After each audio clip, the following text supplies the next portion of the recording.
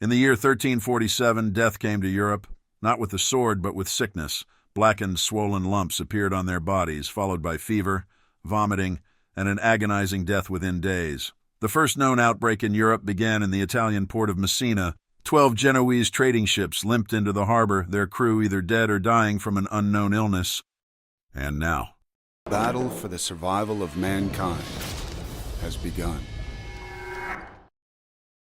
6 months after the plague invades Europe, thousands are dead. Uses fire and smoke to ward off the plague.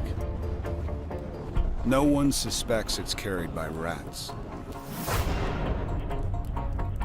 Europe is the perfect breeding ground.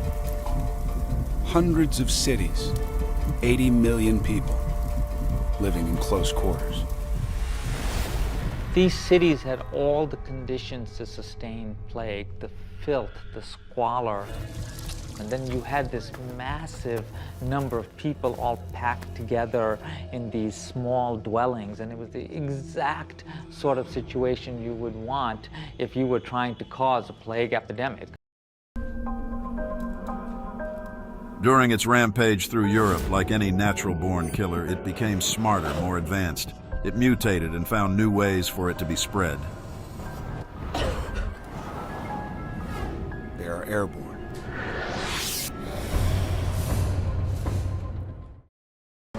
In 6 months, 31,000 people, 60% of Siena, wiped out.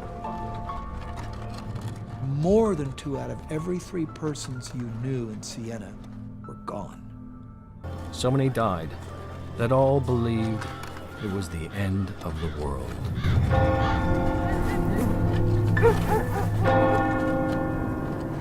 The lurking silent killer has crept its way into France, finding its next victims. Home to Pope Clement VI. When plague hits Avignon, the people expected the Pope to come to their salvation. But Clement VI can't stop the plague. It devastates Avignon, killing 1,300 people in a single day. Pope Clement buys a field and buries 11,000 people. But it is not enough. The mob wants someone to blame. All over Europe, the hunt is on for a scapegoat. 5 months later, the plague arrives. Strasbourg, Germany, claiming another 16,000 victims. All over Europe, great cities lie deserted.